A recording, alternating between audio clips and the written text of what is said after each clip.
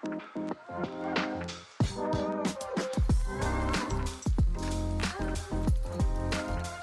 is going on, everybody, and welcome back to Salty Runback, here to be your weekly intake of North American Developmental League of Legends. We have one final week in the NACL regular season. Yes, it does feel like we just started the year, but it all comes to an end, at least the regular season, this Friday, with two teams being eliminated in the first and only Super Week of split number 2 of the NACL. My name is Grapes, joined alongside Hawk.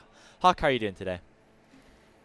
Grapes, I'm not going to lie to you, I'm in the middle of a very long week, but I always do enjoy talking about the NACL, and the NACL was legitimately pretty exciting last week. Out of the 9 games we got to watch. 9, yeah. Shout out to my 5-head prediction of Blue Otter beating Conviction. That's not really going to be one of our headlines, so appreciate you, Conviction, for making me look mega brain.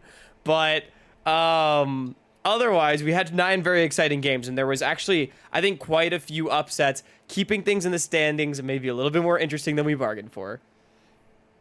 You know, things are going to get wild, and we're going to talk about the upcoming schedule over these last 3 rounds of the tournament, but no team has locked a spot in the playoffs other than our team in first place being Supernova, and no team is currently safe from relegation other than, of course, Supernova, meaning that no team's locked in either, which means any team still has a chance to get into the playoffs. That's kind of the beauty of a short regular season in a way, is that it goes down to the wire a little bit, and actually the way the schedule worked out, going to be pretty interesting. Also some fun LTA news, fun stuff to talk about, to preview some Asia stuff, and some general existential crisis conversations. Just your typical Salty Runback episode coming at you. Make sure you give a like onto this, subscribe if you are new, and we're pretty excited to be getting into the home stretch here, Hawk. Playoffs are going to be starting. We'll finally be getting some best of series in the NACL as well. Oh my gosh, I cannot wait for this playoffs. We talk about the season almost coming to a close, but the playoffs are going to be so much longer, so much more exciting than the regular season. It's just a damn shame we got to eliminate 2 teams. But before we talk about all that, make sure you join the Discord, you check us out on all of our social media, and you subscribe. We still are trying to hit 1,000,000 by the end of the year, thanks to everyone that's been supporting us throughout Season 3 of Salty Runback. But without any further ado, we do have some NACL to talk about, starting with not those teams that we have to eliminate. That's coming in a minute. But one of the biggest stories of the week, the Citadel.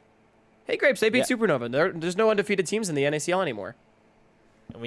Last time you saw us, it was during our live reaction of Supernova versus Dark Zero, where we were super excited to see what Supernova had in store. They went their record up to 5-0 by picking up that win. Everybody thought, oh, this was just going to be the best team. I think that was our thought. Like, oh, yeah, this team probably should go 9-0 after they beat maybe their toughest opponent. I think we said that like multiple times during the episode.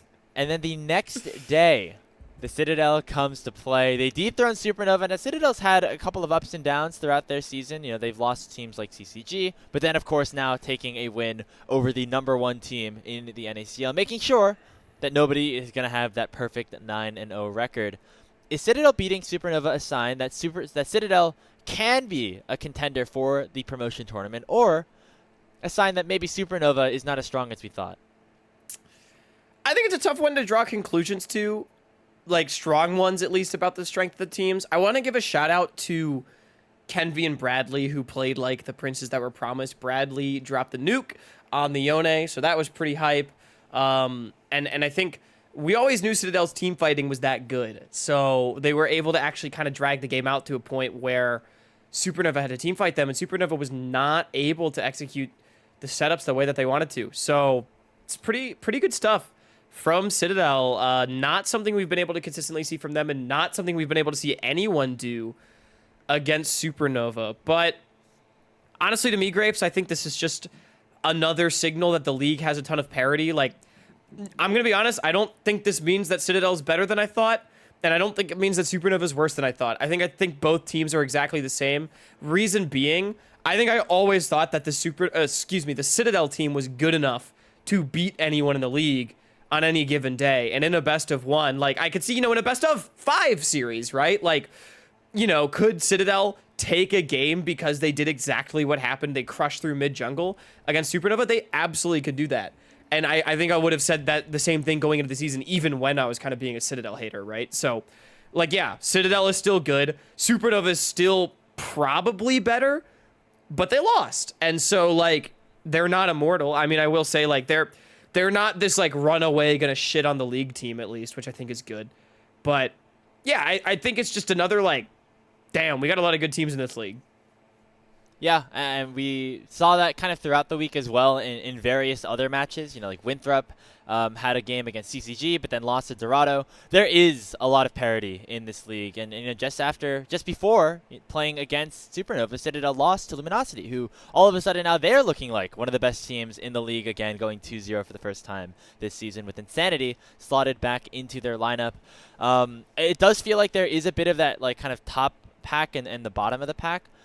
But I don't even like. I think that Supernova and LG are at the top of the pack, and then after that, I'm really not so sure at this point. Dark Zero haven't done enough to fully convince me. Citadel has had their ups and downs. Conviction, who knows? They're 4-1 in terms of games that they've actually played, but they are all best of ones, and maybe maybe they'll have an identity crisis as we get towards the end, as they do have Luminosity and Supernova still to play by the end of their season.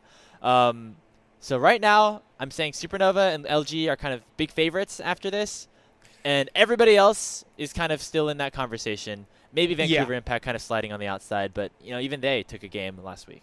I agree with the conclusions that you've drawn, Grapes, because I'm totally with you. I do think Supernova and LG are still the standouts. Also, Supernova, despite the loss, they're actually the only team that is mathematically locked in or out of playoffs at 5-1. So they're in, regardless of losing to the Citadel. I think the bigger thing is, like you said, I agree, like, jury's still out on Citadel. Any given day, they might be the best or the worst team in the league. Like, I think that's a completely reasonable take to have. But that was a huge win for them, because as we are about to talk about, there is a pretty scary, like, relegation spot that is still looming, that is yet to be decided. And I think the Citadel, by winning a game that they were probably not supposed to win on paper and being 3-3 instead of 2-4 heading into the final week, that is a big deal when we kind of get into the conversation about the teams just underneath them in the standings. Another conversation around the format is just that, you know, the way that you have to just like kind of hope that you're lucky that you pull off an upset in one best of one to like make or break you making the playoffs. Every game the 5th matters. Seed versus being like the 9th seed and being sent to the promotion tournament. You know, it's kind of it does make every game like super important, which is what you're saying here. If Citadel lost that game against Supernova, they would have been 2-4, which is tied for the bottom of the pack, shared with a 9th place team right now, meaning that they really would have had to show up to earn their spot. But now, sitting at 3-3, I believe they just need to win one more game, or maybe one or two more games, to lock themselves officially into the playoffs, and definitely think there's a good chance of that happening with how they are playing right now. All the 4-win teams are technically not locked yet, but like if you get 4 wins, you're pretty much safe unless like some crazy shit happens. So they do still have their game against VI to come up as well. So Citadel was probably in a good spot, but them being 3-3 means that like I would be very surprised if they didn't make the playoffs, which is not something I necessarily could have said if they were 2-4, where it's like I could see a world where 3-6 is not enough. And they do have a game against Blue Otter, which honestly, Grapes, I think we should just transition to the second headline because we're kind of bleeding into it already. Where there are 3 teams at 2-4 right below the surface, as you said, kind of tied for, let's go from the bottom, 9th place. It's Blue Otter, Dorado, and CCG. And Grapes, all 3 of these teams all play each other this week. Now, consensus is likely that Vancouver Impact is out. They do still have games against Dark Zero and Luminosity, and then the aforementioned one against the Citadel. So even if they were to, say, go 2-7, it's not enough. They're probably done unless something crazy happens. But there's all these teams at 2-4. Citadel just above them at 3-3. They also have a game against Blue Otter, and there's a Winthrop at 3-3. They don't play any of these teams. It's fucking crazy at the bottom of the standings right now, man. And one team misses the playoffs. Who you got?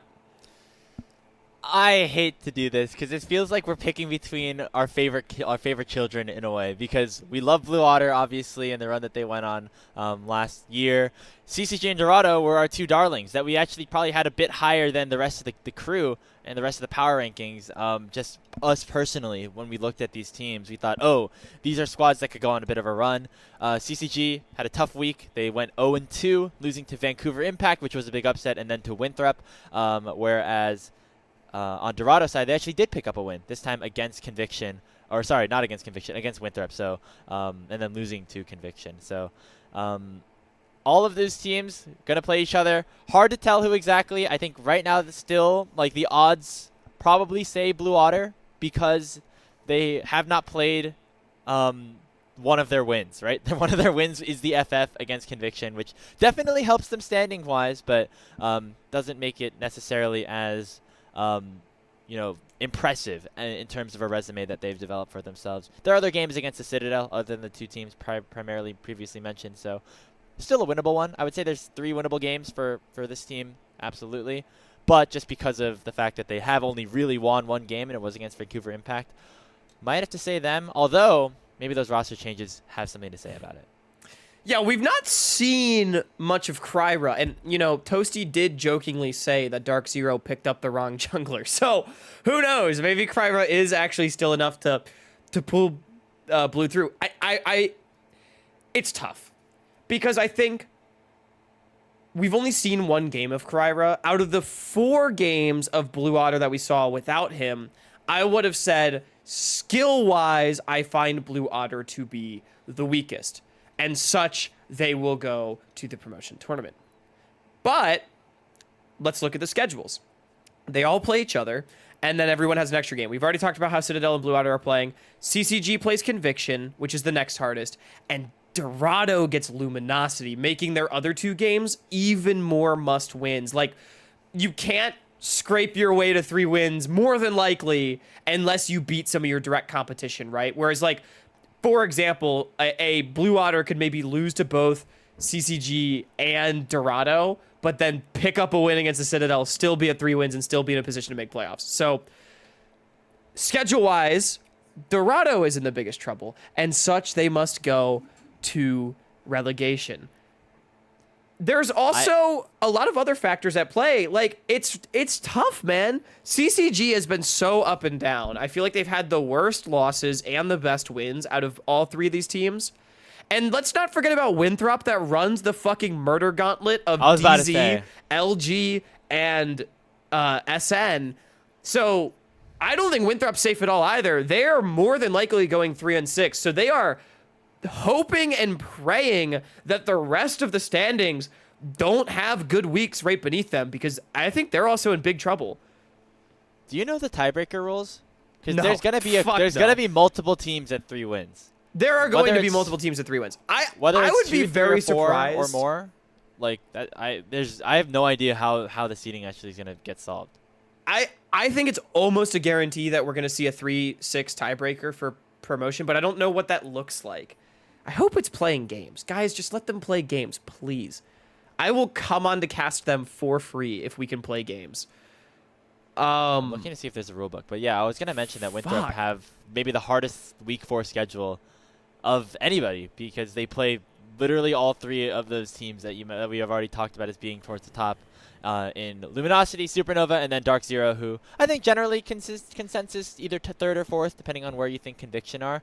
So yeah, that's a tough one for them. It came back to bite you a little bit, though, Hawk, last time, because during our Salt Street bets, you bet on Winthrop, and then they ended up, or you bet against Winthrop because you thought they had a harder schedule. I know. And then they ended up going on like a big run. So I don't know. They could just pull off an upset. Let's agree on something here, Grapes. Is Citadel safe? I think they're safe. Given the other circumstances, yes, I would say they're safe. I think the only way the Citadel is in danger is if they lose to Vancouver Impact. Then they're in big danger, because then they play Dark Zero and Blue Otter, and like that makes the Blue Otter game a super